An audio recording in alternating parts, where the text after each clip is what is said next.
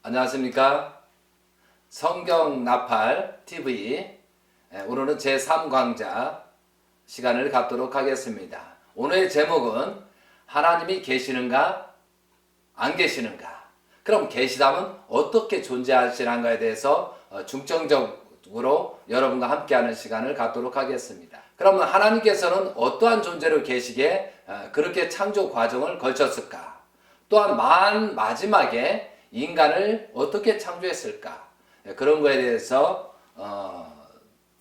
말씀을 드리는 시간이 되었습니다. 그러면 하나님이 계시는가에 대해서 기독교에서는 어떻게 말씀드립니까? 저도 좀 물어보지만 특히 이제 기독교 목사님이든 강사님들은 어떻게 말씀하냐? 유일무이하신 분이다. 절대적인 분이다. 우리를 창조한 창조주이시다. 그 다음에 전지전능하신 분이다. 그리고 온 천하를 창조하시고 주관하시는 분이다. 그리고 창조했기 때문에 지혜로운 분이시다.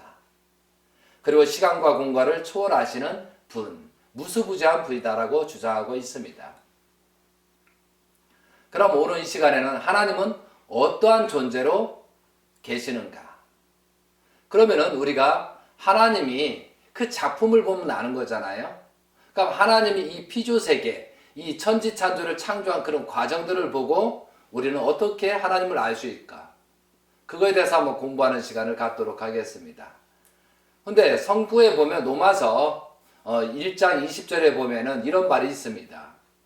창조로부터 그의 보이지 아니하는 것들, 곧 그의 영원하신 능력과 신성이 그가 만드신 만물에 분명히 보여 알려졌나니 그러므로 그들이 핑계하지 못할지니 이렇게 되어 있습니다. 그러니까 하나님께서 창조하시는 그런 창조하신 모든 만물, 피조 만물을 통해서 그것을 보고 연구하고 검토하면은 나를 알 것이다. 그래서 핑계할 수 없다라고 되어 있습니다. 그것과 마찬가지로 하나님께서는 이 피조 천지 만물의 작품을 만든 거죠. 그러니까 하나님을 알기 위해서는 이 피조 만물의 공통점과 존재하는 형태를 보편적인 관찰을 해서 그 관찰한 결과하고 하나님을 어느 정도 알 수 있다라고 할 수 있죠. 그런데 하나님을 믿고 싶지 않고 하나님이 없다 하는 사람들은 어디 계시느냐? 눈으로 보여줘라. 좀 만져보게 해달라 라고 하는 겁니다. 근데 이것이 뭐냐면 우리가 과학에서 말하는 일반 보편적인 논리에서 뭐냐면 육적 감각, 육적 오감이라고 하죠. 그럼 육적 오감으로만 하나님을 느낄 수 있느냐? 아니면 다른 걸로 느껴야 되느냐 이거죠. 근데 지금 보통 사람들은 육적 오감으로 도대체 하나님이 어디 계시냐? 보여주기만은 나는 믿겠다. 이렇게 말하고 있습니다. 그럼 육적 오감이 뭐예요? 여기 시각이 있고 눈으로 보는 거. 그 다음에 청각, 귀로 듣는 거. 그 다음에 후각, 냄새, 기절. 그리고 우리가 미각, 맛을 보고 그 다음에 손으로 피부로 만져가지고 하는 촉각이 있습니다. 그래서 눈하고 귀하고 코하고 혀하고 피부로서 느끼는 거다 이거죠. 근데 우리 마음 있지 않습니까? 여러분도 어떤 마음이 있는데 이 마음을 육적 오감으로 느낄 수 있을까요? 분명히 저 사람이 나를 사랑하는지 사랑하지 않는지 느끼잖아요. 그걸 어떤 식으로 느낄까요?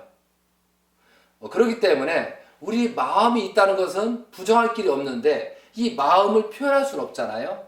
근데 그 마음을 몸의 행동에서 일부는 표현하지만 이 제 속에 있는 이런 마음속을 어떻게 표현할 수 있을까요?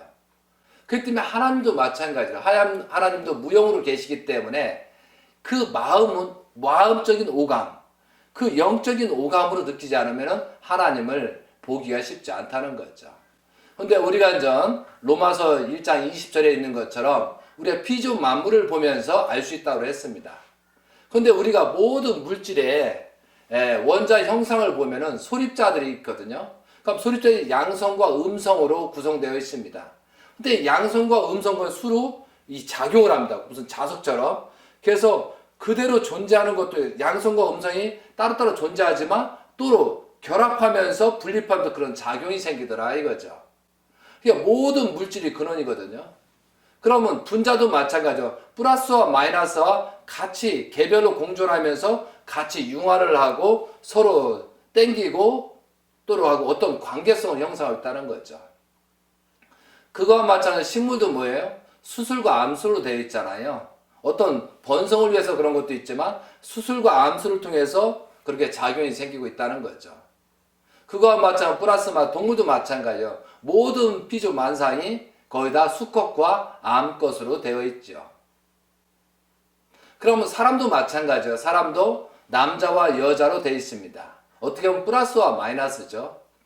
근데 사람이 그 유전자를 보고 그 사람의 모든 그런 성장 과정을 알 수 있고 그 DNA라고 하죠. 그 DNA를 통해서 모든 형태가 다 달라지잖아요. 키가 큰 사람, 작은 사람, 뭐 뚱뚱한 사람, 어떻게 보면은 뚱뚱한 사람이 반대가 뭐죠? 날씬한 사람. 그것만처럼 어떤 상대성을 가지고 있다는 거죠. 그리고 모든 피조 만물을 보면 전후가 있고 상하가 있고 높고 낮음이 있잖아요.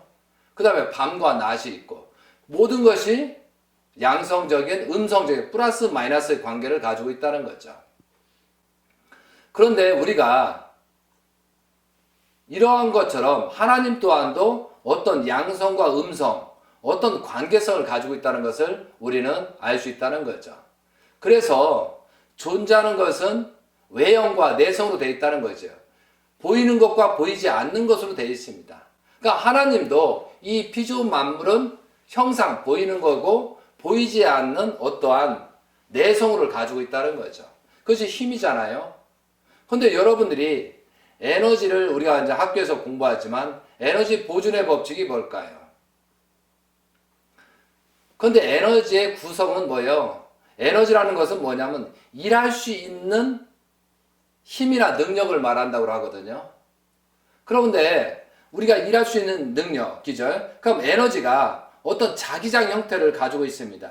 자기 영역도 가지고 있으면서 플러스 마이너스를 존재하면서 어떤 그 자기장, 자석처럼 그러잖아요. 여러분이 이제 초등학교나 거기서 배웠는 자기장에 보면 자석을 놓으면 이런 식으로 철분이 이렇게 붙어서 그 형태를 이루잖아. 그만큼 영역권이라고 볼 수 있는 거죠. 그러면 에너지의 보존의 법칙이 뭐예요? 에너지는 결코 소멸되지 않는다 이거죠. 근데 에너지는 어떤 형태가 바뀌는 경우 외부의 영향을 완전히 차단했을 때 외부의 영향을 받으면 조금 줄 수도 있고 클 수도 있지만 어떤 외부의 환경을 받지 않은 상태에선 어떤 화학적인 변화든 어떤 물리적인 변화든 그 에너지 양은 똑같이 일정하게 유지된다라고 되어 있습니다. 그거와 마찬가지로 우리 우주 만상을 보면 어떤 에너지의 법칙으로 어떻게 보면 무질서한 것 같아도 철저한 그 질서적인 그 관계를 가지고 있다는 거죠. 그러면은 하나님께서는 인간을 왜 창조했느냐? 왜 힘들게 인간을 창조했느냐? 어떤 형상화하고 싶다는 거죠. 영적인 존재로 계시면은 상대성이 필요한 거예요. 기쁨과 어떤 행복을 나누기 위해서 어떤 상대가 있어야 된다는 거죠. 좀 전에 말씀했지만 그림을 보는데 그림을 왜 그러냐? 보는 자가 있어야 기쁘지 않습니까? 건축물이 있어도 건축물이 그 안에서 사는 자가 있어야 되는 거잖아요. 그래서 하나님께서는 근본적인 에너지 본체로 계시기 때문에 보이지 않지만 어떠한 형태를 가지고 있다라고 할 수 있습니다. 그리고 하나님은 어떤 두 가지 보이는 것과 보이지 않는 어떤 중화적 주체로 계시다 이거죠. 양자와 양성과 음성으로 있는 것처럼 하나님 또한도 플러스와 마이너스 형태로 가지고 있고 거기서 중화적인 존재로 가지고 있고 그 빛, 그 에너지의 핵심을 가지고 하나님의 창조성이 이렇게 열어가고 이런 천하만상을 만들었다 이거죠. 그런데 하나님께서는 그러므로 에너지의 본질이 제일 원인적인 존재다.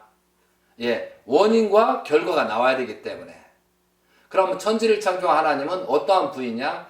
지극히 선하게 되어 있을 것입니다. 그러니까 피조 만물을 선하게 창조했고요. 그리고 모든 만물의 근본 되시는 분입니다. 그리고 하나님께서는 사랑의 주체이십니다. 이상으로 성경 나팔 TV를 마치도록 하겠습니다. 다음 시간에 뵙겠습니다. 감사합니다.